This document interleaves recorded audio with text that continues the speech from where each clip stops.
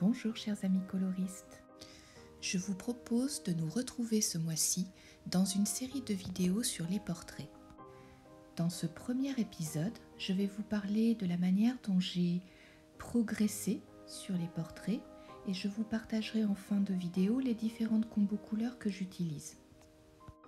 Dans le second épisode, nous nous retrouverons ensemble pour réaliser la peau dans un portrait d'Anna Carlzon issu du livre Season. Enfin, dans le troisième épisode, je vous partagerai mes illustrateurs de portraits préférés et on parlera des progrès qu'il me reste à faire. Car oui, il me reste beaucoup de progrès à faire. Je ne suis pas une professionnelle et il y a aussi des coloristes amateurs qui réalisent des portraits bien plus beaux que les miens. Mais je voulais vous partager mon expérience. Nous commençons tout de suite par mon tout premier coloriage. C'est avec lui que j'ai commencé en 2013. Et vous voyez, j'avais déjà choisi de réaliser un coloriage où il y avait un visage, car la figure humaine est quelque chose qui m'a toujours intéressée. Entièrement réalisé au Big Kid, on voit que la peau du visage est un simple aplat de couleurs.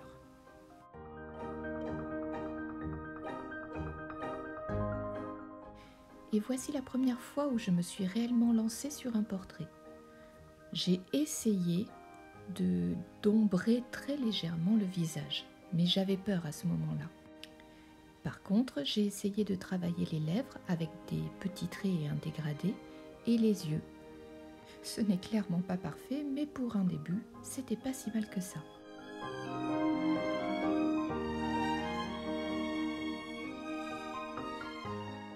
C'est ensuite dans ce livre que je suis allée.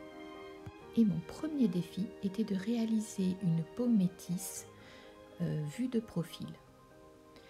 Les couleurs sont pas si mal choisies, les ombres sont pas trop marquées, le résultat est harmonieux, mais voilà, cela reste un premier jet. Et j'ai continué à travailler dans ce livre en essayant d'accentuer mes ombres petit à petit.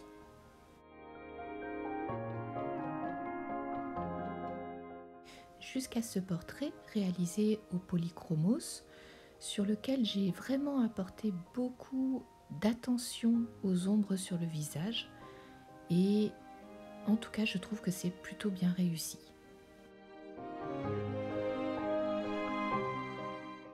J'ai ensuite voulu apporter plus d'attention sur les cheveux et c'est sur ce dessin que je me suis entraînée. Vous voyez, travailler en mèche par mèche avec un crayon bien taillé et garder la lumière au centre de la mèche. J'ai continué ma découverte dans le livre Floral Fairies, où on a pareil des figures humaines mais pas des portraits en gros plan.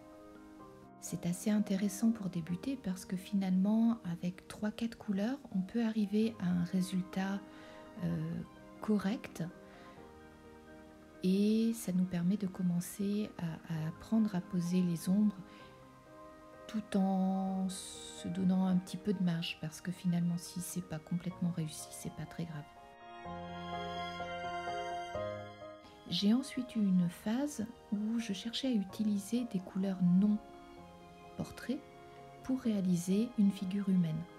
C'est le cas sur ce coloriage qui est très orangé parce que j'ai réutilisé les couleurs des cheveux pour poser mes ombres. Et j'ai refait la même chose dans ce livre de Sarah Burier où vraiment je me suis inspirée de la couverture pour réaliser le visage. Et dans les couleurs choisies, il y a vraiment des rouges, des oranges et du bleu, ce bleu très sombre là, du bleu indigo. Et je me suis également essayée à la réalisation de peaux d'autres couleurs, telles que cette peau bleue, qui est plutôt bien réussie, mais qu'il faudrait, coloriage qu'il faudrait que je finisse un jour. Cette illustration marque un grand pas dans mes progrès sur la figure humaine. C'est en le réalisant que j'ai commencé à comprendre qu'il fallait que je fasse du couche par couche, mais réellement en toute subtilité. Et que c'est ce mélange de marron, de jaune, de rose qui allait apporter cette couleur à la peau. Et j'ai décidé ensuite de me lancer dans des portraits. Ce portrait est plus joli que le premier que j'ai réalisé, mais on voit encore toutes les imperfections. Les lèvres sont pâteuses, le nez est tordu et bizarre, les ombres sont pas encore parfaites. Mais dans l'ensemble, c'est pas mal, et j'ai pris énormément de plaisir à le réaliser. Ça a donc été le premier d'une longue série de portraits. Je garde de celui-ci un souvenir mitigé. Le rendu final est plutôt agréable, mais il a été réalisé vraiment dans la douleur. J'avais utilisé les Prismacolor et j'ai appuyé trop vite, trop fort sur mon crayon.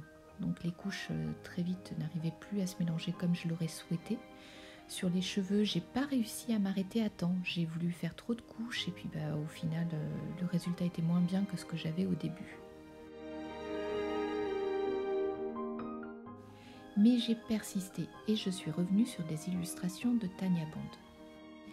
Et même si encore une fois ce n'est pas parfait, je pense qu'on peut voir déjà le progrès, notamment sur l'ombrage du nez, entre la première que je vous ai montrée et celui-ci.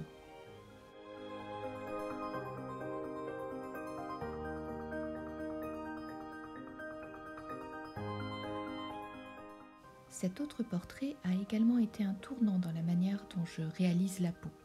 Vous voyez, je l'ai réalisé entièrement au polychromos, en couche très très fine, et j'aime beaucoup le rendu cristallin que j'ai réussi à obtenir. Pour réaliser la peau sur celui-ci, j'ai utilisé des Pablo.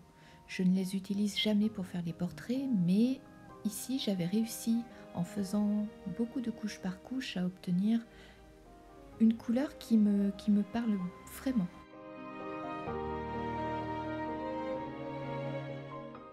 Nouveau grand progrès avec cette illustration de Bev Joy que j'avais imprimée sur un papier Painted On de Clairefontaine beige. Ce beige naturel est très intéressant et simplifie grandement l'ombrage et la mise en couleur d'un portrait puisque ça nous apporte une couche de base qui est très réaliste. Et c'est à partir de ce portrait que j'ai commencé à utiliser les luminances pour réaliser la peau. Et ça a été une véritable révélation pour moi.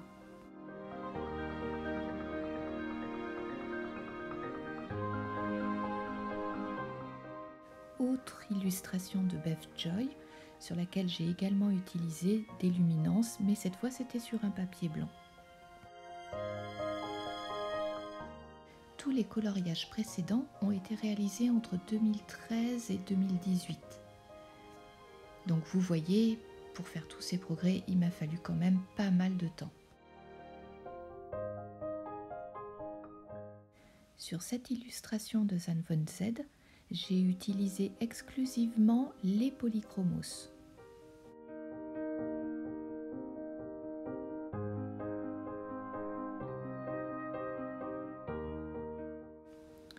Et là, que les luminances. D'ailleurs, j'en profite, je crois que je me suis trompée sur la vidéo de mes coloriages terminés de l'année. Il s'agissait bien des luminances. J'ai utilisé le fameux papier Painted On beige naturel.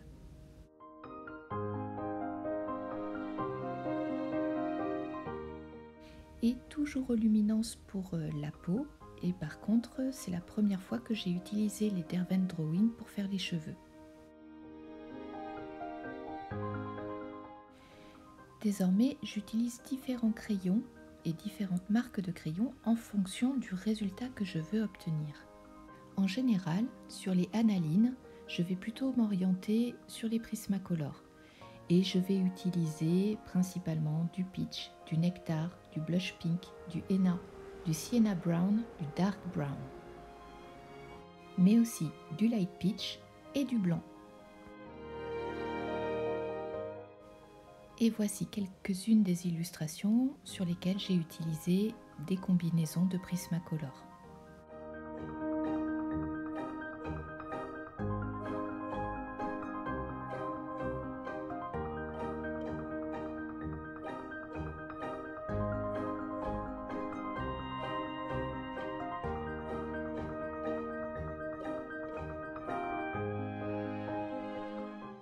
L'autre gamme que j'utilise pour faire des portraits, ce sont les polychromos. Comme je vous l'ai dit tout à l'heure, ce sont des crayons que je vais plutôt utiliser soit sur des figures plus petites, soit parce que je veux quelque chose de très subtil, de limite transparent. Les crayons que j'aime utiliser sont le Burnt Sienna, le Burnt Ocre, le Dark Maple Ocre, le Venetian Red, le Rose Carmine, le Cream, mais aussi et surtout le Cinnamon et le Light Flesh. Mais je peux être amenée à utiliser d'autres couleurs, souvent des bruns soit jaunes, soit orange, soit rosés. Et voici quelques-uns des portraits que j'ai réalisés avec des polychromos.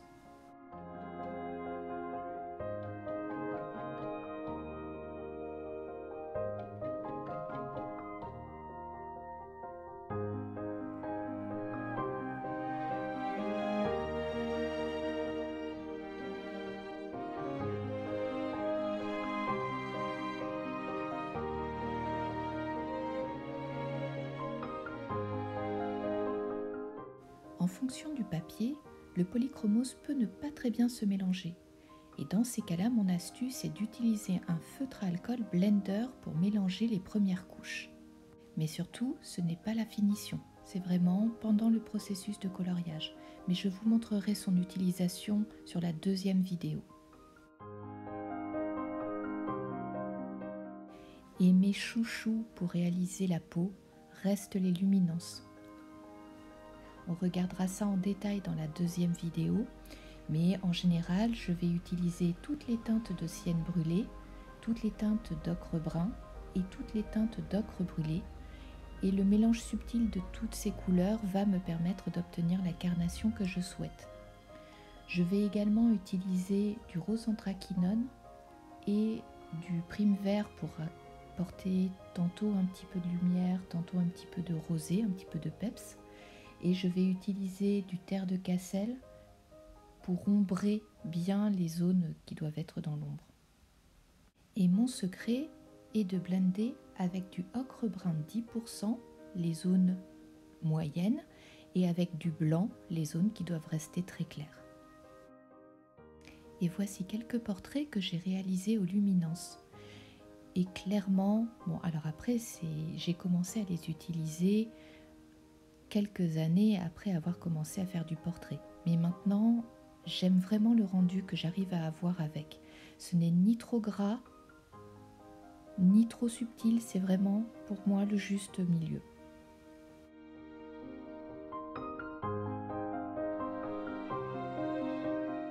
Dans les autres choses utiles pour réaliser un portrait, je dirais qu'il nous faut un Posca blanc ou toute autre peinture blanche ou quelque chose qui permet d'apporter de la lumière. Le Posca blanc peut également être utile pour masquer quelques traits noirs qui gênent un petit peu.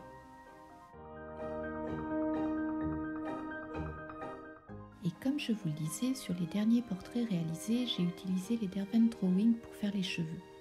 Parce que les cheveux, c'est clairement une partie très très longue sur les portraits, c'est pas celle que je préfère faire. Et les Derwent Drawing, avec leur mine large, m'ont permis d'accélérer grandement cette mise en couleur. Et pour l'instant, il faut que je continue à travailler, mais je pense que le résultat peut être vraiment intéressant. En tout cas, il me plaît beaucoup. Et il pourrait éventuellement me servir à passer la première couche et je viendrai retravailler dessus pour avoir un effet mèche à mèche.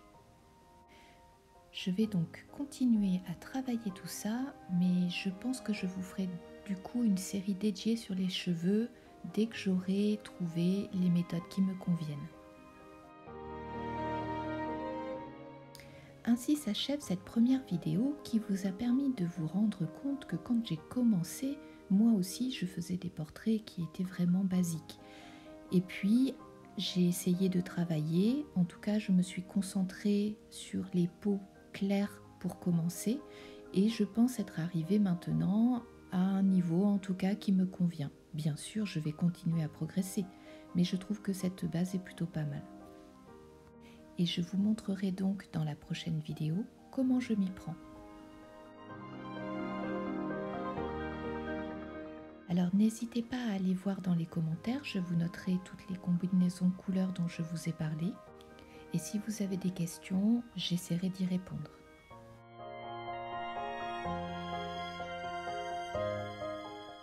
Ainsi s'achève cette vidéo. J'espère qu'elle vous a plu et je vous dis à très bientôt.